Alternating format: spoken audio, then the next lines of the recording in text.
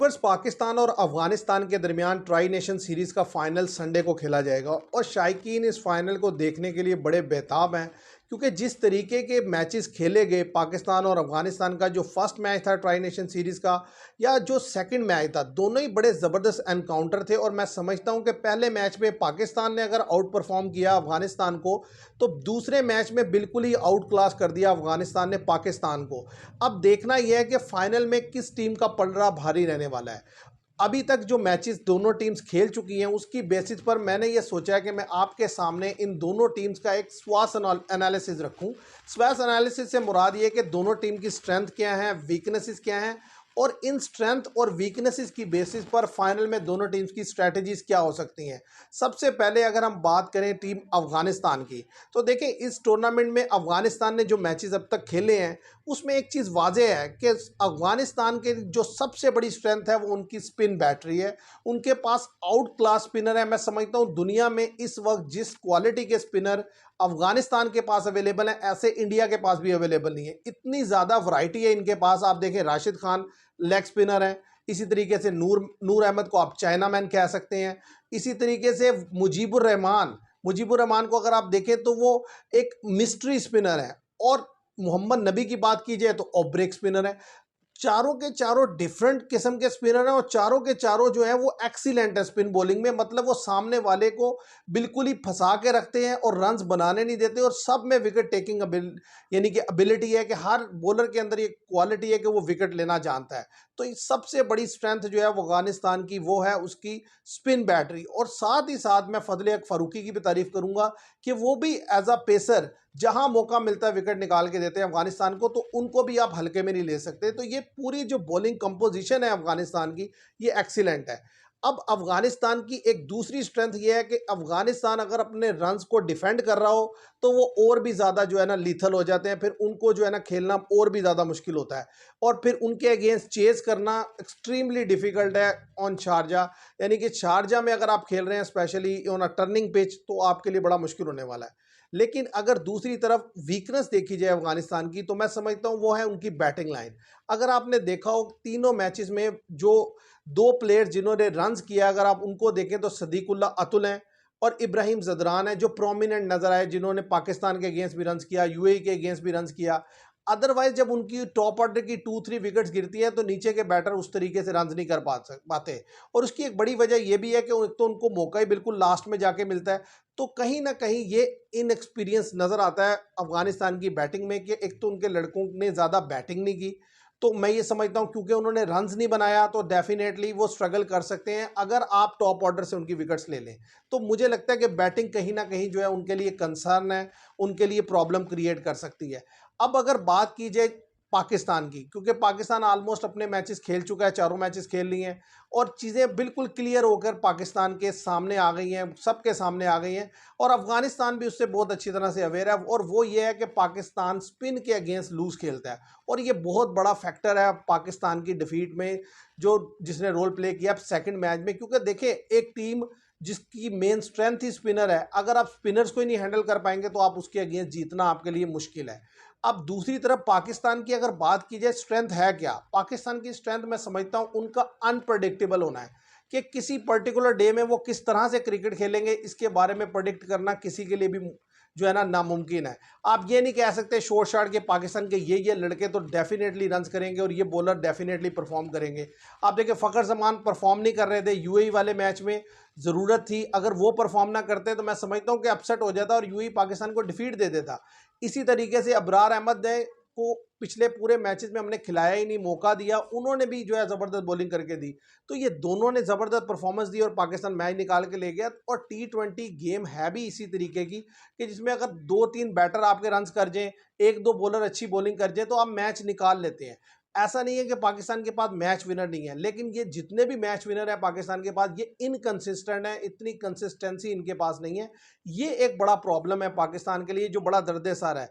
Otherwise आप देखिए अगर इस सीरीज में तो हसन नवाज ने यूएई के खिलाफ रन्स किया है, साइम अयूब ने किया है, फ़खर जमान ने भी यूएई के खिलाफ रन्स किया है। हाँ, सलमान अली आगा वो वाहिद प्लेयर हैं जिन्होंने रन्स किया है अफगानिस्तान, मोहम्मद नवाज है जिन्होंने अफगानिस्तान के खिलाफ रन्स किया और साहिबजादा फरहान मैं समझता हूँ कि हर मैच में जब वो आते हैं तो ऐसा लगता है कि सबसे बेहतरीन टच में वो हैं, लेकिन वो अपनी वो जो शॉर्ट इनिंग्स है उसको कन्वर्ट नहीं कर पा रहे बिग वन में।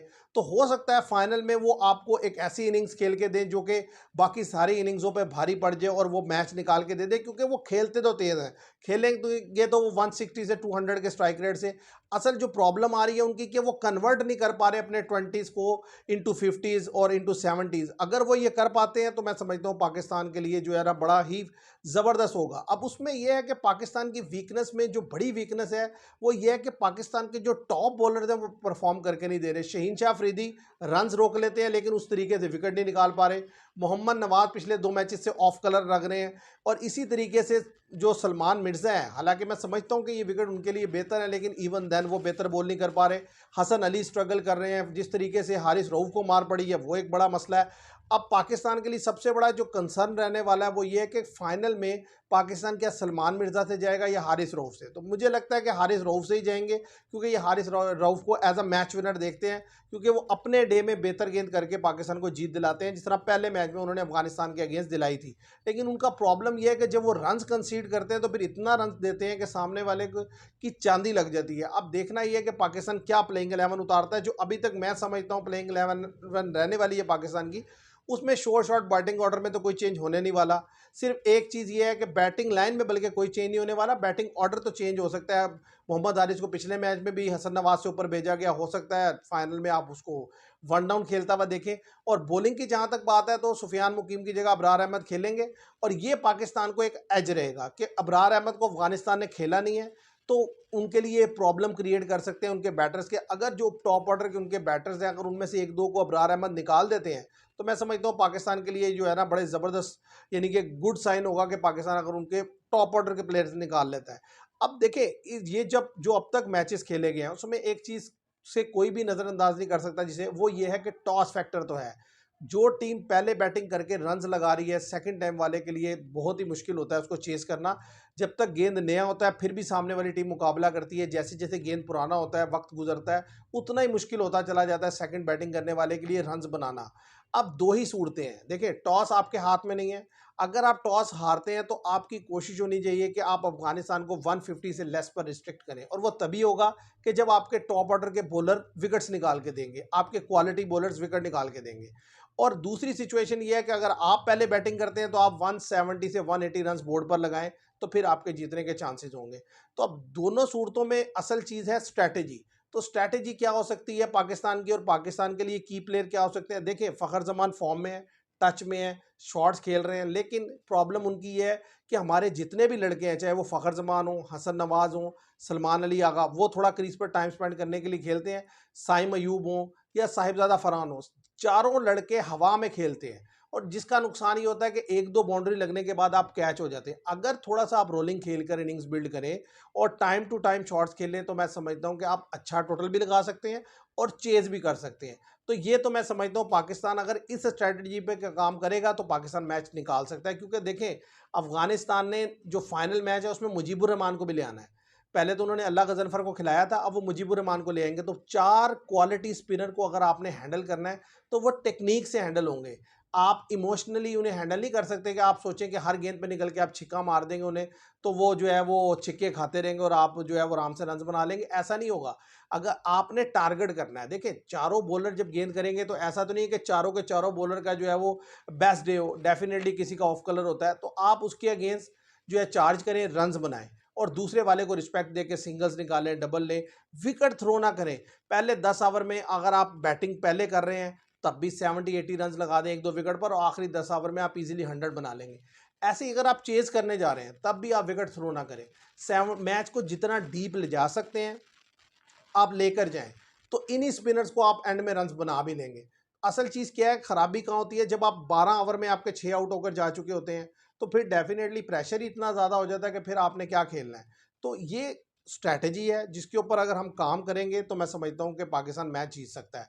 अदरवाइज़ अगर आप वही सेम मिस्टेक्स दोहराएंगे जो पिछले मैच में आपने दोहराई, तो फिर तो जीतना नामुमकिन है, क्योंकि वो तो अपनी पूरी स्ट्रेंथ से जाएगा। और टॉस जो है वो बड़ा क्रूशल फैक्टर रहेगा। जो टीम टॉस जीतेगी डेफिनेटली एडवांटेज उसके पास रहेगा। सामने वाली टीम को एक्स्ट्रा ऑर्डिनरी क्रिकेट खेल के उसे बीट कर सकती है, अदरवाइज बीट नहीं कर सकती।